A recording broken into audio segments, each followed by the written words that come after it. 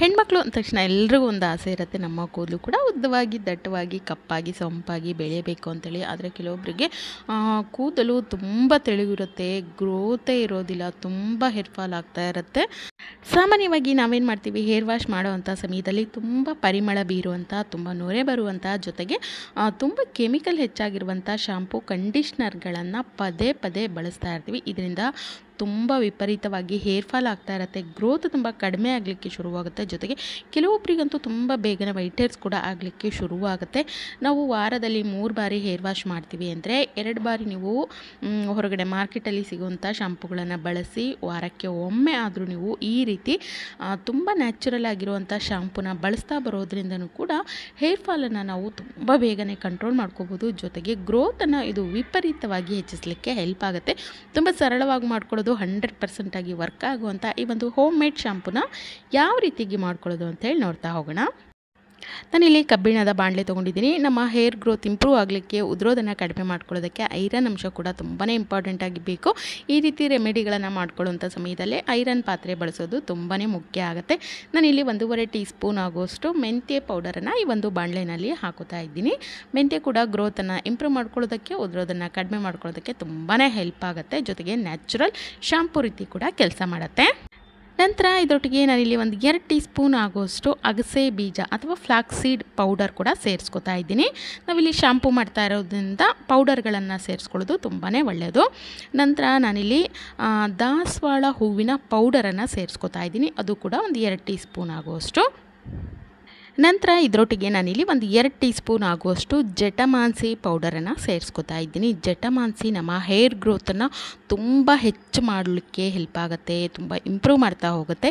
ಮತ್ತು hair loss ಏನಾಗ್ತಾ ಇರುತ್ತೆ ಅದನ್ನು ತಕ್ಷಣದಲ್ಲೇ ಕಡಿಮೆ ಮಾಡ್ಕೊಳ್ಳೋದಕ್ಕೆ ತುಂಬಾ ಹೆಲ್ಪ್ ಆಗುತ್ತೆ ಜಟಮಾಂಸಿ ಪೌಡರು. 1 ಟೀ ಸ್ಪೂನ್ ಆಗುವಷ್ಟು ಕಹಿಬೇವು ಅಂತ ಏನು ಕರಿತೀವಿ, ಆ ಒಂದು ಕಹಿಬೇವಿನ ಪೌಡರನ್ನು ಸೇರಿಸ್ಕೊತಾ ಇದ್ದೀನಿ.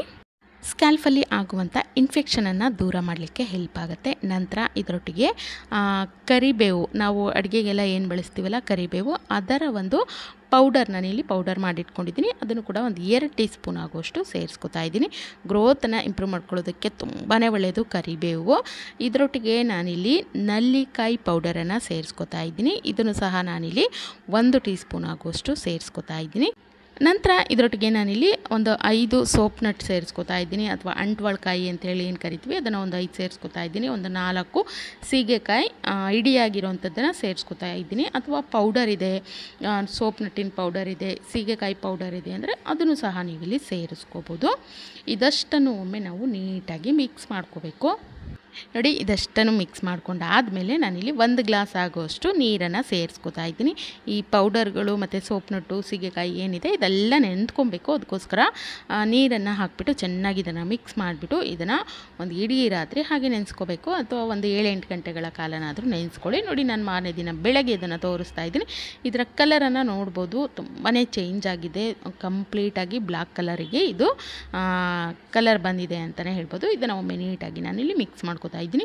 ನೋಡಿ, ನಾನಿಲ್ಲಿ ಈ ರೀತಿ ತಿರುಗಿಸ್ತಾ ಇದ್ರೇ ನಿಮ್ಗೆ ಗೊತ್ತಾಗ್ತಾ ಇರ್ಬೋದು. ಇದು ನೋಡಿ, ಈ ರೀತಿ ನೊರೆ ಬರಲಿಕ್ಕೆ ಶುರುವಾಗಿದೆ, ಅಂದರೆ ಇದು ಕಂಪ್ಲೀಟಾಗಿ ಒಂದು ಒಳ್ಳೆ ಶಾಂಪೂ ರೀತಿ ರೆಡಿಯಾಗಿದೆ ಅಂತಲೇ ಹೇಳ್ಬೋದು. ನೋಡಿ, ಸೋಪ್ ನಟ್ಟು ಸೀಗೆಕಾಯಿ ಇರೋದ್ರಿಂದ ಇದು ನೊರೆ ಬಿಡಲಿಕ್ಕೆ ಶುರುವಾಗಿದೆ. ನೋಡಿ, ಸೋಪ್ ನಟ್ಟು ಒಳಗಡೆ ಬೀಜಗಳಿರುತ್ತೆ, ಆ ಬೀಜಗಳನ್ನು ಈ ರೀತಿ ಕೈಯಿಂದ ನೀಟಾಗಿ ತೆಕ್ಕೊಂಬಿಡಬೇಕು. ಯಾಕಂದರೆ ಇದನ್ನು ನಾವು ಒಮ್ಮೆ ರುಬ್ಕೋಬೇಕಾಗತ್ತೆ. ಯಾಕಂದರೆ ನಾವು ಇಡಿಯಾಗಿರುವಂಥ ಸೋಪ್ ನಟ್ಟು ಮತ್ತು ಸೀಗೆಕಾಯಿ ಹಾಕಿರೋದ್ರಿಂದ ಇದನ್ನು ನಾವು ರುಬ್ಕೋಬೇಕಾಗತ್ತೆ. ಅದಕ್ಕೋಸ್ಕರ ಅದರಲ್ಲಿ ಇರುವಂತಹ ಬೀಜಗಳನ್ನು ನಾವು ಮೊದಲೇ ತೆಕ್ಕೊಂಬಿಡಬೇಕು. ನೋಡಿ, ಇದಷ್ಟು ಮಿಶ್ರಣವನ್ನು ಒಂದು ಮಿಕ್ಸಿ ಜಾರಲ್ಲಿ ಹಾಕ್ಕೊಂಡು ನಾನು ಈ ರೀತಿ ಸಣ್ಣಗೆ ಇದನ್ನು ರುಬ್ಕೊಂಡಿದ್ದೀನಿ. ಅಂದರೆ ನಾವು ಹಾಕಿರುವಂಥ ಪೌಡರ್ ಆಗಿರ್ಬೋದು, ಜೊತೆಗೆ ಸೋಪ್ ನಟ್ಟು ಸೀಗೆಕಾಯಿ ಏನಿತ್ತು ಎಲ್ಲನೂ ನೀಟಾಗಿ ಮಿಕ್ಸ್ ಆಗಬೇಕು. ಈ ಒಂದು ಮಿಶ್ರಣವನ್ನು ನಾನಿಲ್ಲಿ ಒಂದು ಬಟ್ಟೆಯ ಸಹಾಯದಿಂದ ಇದನ್ನು ಶೋಧಿಸ್ಕೋತಾ ಇದ್ದೀನಿ. ಚಿಕ್ಕ ಪೀಸ್ಗಳೇನಾದರೂ ಇತ್ತು ಅಂದರೆ ಅದನ್ನು ಸಪ್ರೇಟ್ ಮಾಡ್ಕೋಬೇಕು. ಅಂದರೆ ಬರೀ ಪ್ಯೂರಾಗಿರುವಂಥ ಆ ಒಂದು ಶಾಂಪೂ ರೀತಿ ಏನು ಬರುತ್ತೆ ಅದನ್ನು ಮಾತ್ರ ನಾವಿಲ್ಲಿ ತೆಕ್ಕೋಬೇಕಾಗತ್ತೆ. ಅದಕ್ಕೋಸ್ಕರ ತರಿ ಭಾಗವನ್ನು ನಾನು ಎಲ್ಲನೂ ಸಪ್ರೇಟ್ ಮಾಡ್ಕೋತಾ ಇದ್ದೀನಿ. ಯಾಕಂದರೆ ನಾವಿಲ್ಲಿ ಮೆಂತ್ಯ ಪೌಡರನ್ನು ಸೇರಿಸ್ಕೊಂಡಿದ್ವಿ, ಜೊತೆಗೆ ಕರಿಬೇವಿನ ಪೌಡರ್, ಈ ರೀತಿ ಅವೆಲ್ಲ ಚಿಕ್ಕ ಚಿಕ್ಕ ಪೀಸ್ಗಳು ಹಾಗೇ ಇರುತ್ತೆ. ಜೊತೆಗೆ ಸೋಪ್ ನಟ್ಟು, ಸೀಗೆಕಾಯಿ ಎಲ್ಲದರ ಆ ಒಂದು ತರಿ ಭಾಗ ಉಳಿದು ಬಿಡುತ್ತೆ. ಅದನ್ನೆಲ್ಲ ಈ ರೀತಿ ಸೋಸಿ ತಕ್ಕೊಳ್ಳೋದ್ರಿಂದ ತುಂಬ ಪ್ಯೂರ್ ಆಗಿರುವಂಥ ಶಾಂಪೂನ ನಾವು ತೆಕ್ಕೋಬೋದು. ನೋಡಿ, ನೀರನ್ನು ಸೇರಿಸ್ಕೊಂಡು ಈ ರೀತಿ ಸ್ವಲ್ಪ ತೆಳು ಪ್ರಮಾಣದಲ್ಲಿ ನಾವು ಮಾಡ್ಕೋಬೇಕು. ತೆಳುವಾಗಿರಬೇಕು ಇದು ಶಾಂಪೂ ರೀತಿ, ತುಂಬ ಗಟ್ಟಿಯಾಗಿರಬಾರ್ದು. ಈ ರೀತಿ ಶಾಂಪೂ ರೀತಿಯೇ ನಮಗೆ ತುಂಬ ತೆಳುವಾಗಿದ್ದರೆ ಅಪ್ಲೈ ಮಾಡ್ಕೊಳ್ಳೋದಕ್ಕೂ ಕೂಡ ತುಂಬ ಸುಲಭ ಅನಿಸುತ್ತೆ. ನೋಡಿ, ಈ ರೀತಿ ನಾನು ಶೋಧಿಸಿ ಇಟ್ಕೊಂಡಿದ್ದೀನಿ. ತುಂಬ ನ್ಯಾಚುರಲ್ ಆಗಿರುವಂಥ, ಗ್ರೋತನ್ನು ಇಂಪ್ರೂವ್ ಮಾಡುವಂಥ, ಉದ್ರೋದನ್ನು ಕಡಿಮೆ ಮಾಡುವಂಥ, ಕೆಲವೊಬ್ಬರಿಗೆ ತುಂಬ ಬೇಗನೆ ವೈಟ್ ಹೇರ್ಸ್ ಕೂಡ ಆಗಲಿಕ್ಕೆ ಶುರುವಾಗಿರುತ್ತೆ. ಖಂಡಿತವಾಗ್ಲೂ ನೀವು ವಾರದಲ್ಲಿ ಒಮ್ಮೆ ಅಥವಾ 15 ದಿನಗಳಿಗೆ ಒಮ್ಮೆ ಆದರೂ ಈ ರೀತಿ ಶಾಂಪುಗಳನ್ನು ಬಳಸ್ತಾ ಬನ್ನಿ. ಆ ಒಂದು ಮ್ಯಾಜಿಕ್ ನಿಮ್ಮ ಕಣ್ಮುಂದೆನೇ ಇರುತ್ತೆ ಅಂತಲೇ ಹೇಳ್ಬೋದು. ಯಾಕಂದರೆ ತುಂಬ ಪೋಷಕಾಂಶಗಳನ್ನು ನಾವು ನಮ್ಮ ಕೂದಲಿಗೆ ಕೊಡ್ತಾ ಹೋದಾಗ್ಯೂ ಅದರ ಒಂದು ಗುಣಮಟ್ಟ ಹೆಚ್ಚುತ್ತೆ, ಅದರ ಒಂದು ಬೆಳವಣಿಗೆ ತುಂಬಾ ಇಂಪ್ರೂವ್ ಆಗ್ತಾ ಹೋಗುತ್ತೆ. ತುಂಬ ಸರಳವಾಗಿ ಮಾಡ್ಕೊಳ್ಳೋದು, ಆದರೆ 100% ಆಗಿ ಇದು ವರ್ಕ್ ಆಗುತ್ತೆ. ತುಂಬ ಕೆಮಿಕಲ್ ಪದಾರ್ಥಗಳನ್ನೇ ನಾವು ನಮ್ಮ ಕೂದಲಿಗೆ ಕೊಡ್ತಾ ಹೋದರೆ ಅದು ತುಂಬಾ ಡ್ಯಾಮೇಜ್ ಆಗಲಿಕ್ಕೆ ಶುರುವಾಗುತ್ತೆ. ಗ್ರೋತ್ ಕೂಡ ತುಂಬಾ ಕಡಿಮೆ ಆಗುತ್ತೆ. ಕೆಲವರಲ್ಲಂತೂ ಬೆಳವಣಿಗೆ ಅನ್ನುವಂಥದ್ದೇ ನಿಂತು ಹೋಗಿರುತ್ತೆ.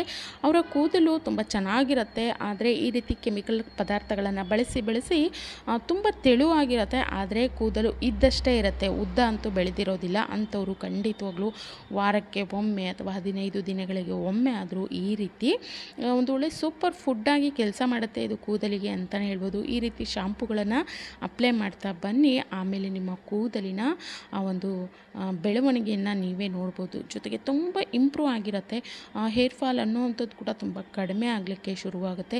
ಇನ್ನು ವೈಟ್ ಹೇರ್ಸ್ ಆಗ್ತಿದೆ ಅಂದರೆ ಖಂಡಿತವಾಗ್ಲೂ ಅದನ್ನು ಕೂಡ ತುಂಬ ಬೇಗನೆ ಸ್ಟಾಪ್ ಮಾಡೋದಕ್ಕೆ ಇದು ಹೆಲ್ಪ್ ಆಗುತ್ತೆ ಅಂತಲೇ ಹೇಳ್ಬೋದು. ಈ ರೀತಿ ಒಂದು ಏರ್ ಟೈಟ್ ಬಾಕ್ಸ್ನಲ್ಲಿ ಹಾಕ್ಕೊಂಡು ನೀವು ಫ್ರಿಜ್ಜಲ್ಲಿ ಇಟ್ಕೊಳ್ಳಿ. ಯಾವಾಗ ಹೇರ್ ವಾಶ್ ಮಾಡ್ತಿರೋ ಆ ಸಮಯದಲ್ಲಿ ಇದನ್ನು ತೆಗೆದುಬಿಟ್ಟು ಒಂದು ಗಂಟೆ, 2 ಗಂಟೆಗಳ ಮೊದಲು ತೆಗೆದಿಟ್ಟು ಅದಾದ ನಂತರ ಹೇರ್ ವಾಶನ್ನು ಮಾಡ್ಕೊಳ್ಳಿ. ಈ ರೀತಿ ಮಾಡಿ ನೀವು 15 ದಿನ, ತಿಂಗಳವರೆಗೂ ಕೂಡ ನೀವು ಇದನ್ನು ಸ್ಟೋರ್ ಮಾಡಿ ಇಟ್ಕೋಬೋದು. ಅಥವಾ ವಾರಕ್ಕೊಮ್ಮೆ ಮಾಡ್ಕೋತೀವಿ ಅಂದರೆ ಖಂಡಿತವಾಗ್ಲೂ ಸ್ವಲ್ಪ ಪ್ರಮಾಣದಲ್ಲಿ ಮಾಡಿಕೊಂಡು ಅದನ್ನು ಬಳಸ್ಕೋಬೋದು. ಫ್ರೆಶ್ ಆಗಿ ಬಳಸ್ಕೊಂಡ್ರೆ ಇನ್ನೂ ತುಂಬ ಒಳ್ಳೆಯದು. ಅಥವಾ ಪದೇ ಮಾಡಲಿಕ್ಕೆ ಆಗೋದಿಲ್ಲ ಅಂತಂದರೆ ನೀವು ಫ್ರಿಜ್ಜಲ್ಲಿ ಇಟ್ಕೊಂಡು 15 ದಿನ, ತಿಂಗಳವರೆಗೂ ಆರಾಮಾಗಿ ಇದನ್ನು ಬಳಸ್ಕೋಬೋದು.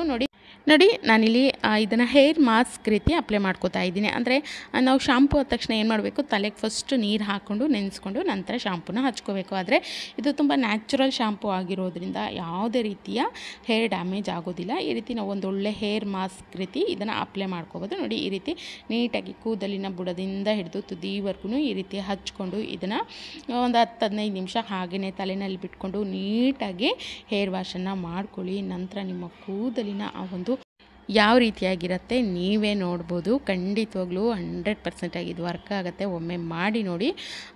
ಇನ್ನು ಇದನ್ನು ನಾವು ರೆಗ್ಯುಲರಾಗಿ ಬಳಸ್ತೀವಿ ಅಂದರೆ ಈ ಶಾಂಪು ಜೊತೆಗೆ ಸ್ವಲ್ಪ ಪ್ರಮಾಣದಲ್ಲಿ ನೀವು ರೆಗ್ಯುಲರಾಗಿ ಬಳಸುವಂಥ ಒಂದು ಹರ್ಬಲ್ ಶಾಂಪೂನ ಇದರೊಟ್ಟಿಗೆ ಸೇರಿಸ್ಕೊಳ್ಳಿ. ತುಂಬ ಎಣ್ಣೆ ಎಲ್ಲ ಹಾಕಿದ್ದೀವಿ ಅಂದರೆ ಖಂಡಿತವಾಗ್ಲೂ ಎಣ್ಣೆ ಅಂಶ ಅಷ್ಟಾಗಿ ಹೋಗೋದಿಲ್ಲ. ಅದಕ್ಕೋಸ್ಕರ ಸ್ವಲ್ಪ ರೆಗ್ಯುಲರಾಗಿ ಬಳಸುವಂಥ ಶಾಂಪೂನ ಬಳಸ್ಕೊಳ್ಳಿ. ಅದಾದ ನಂತರ ಈ ಒಂದು ಶಾಂಪೂನ ಹಾಕಿ ಹೇರ್ ವಾಶ್ ಮಾಡಿ.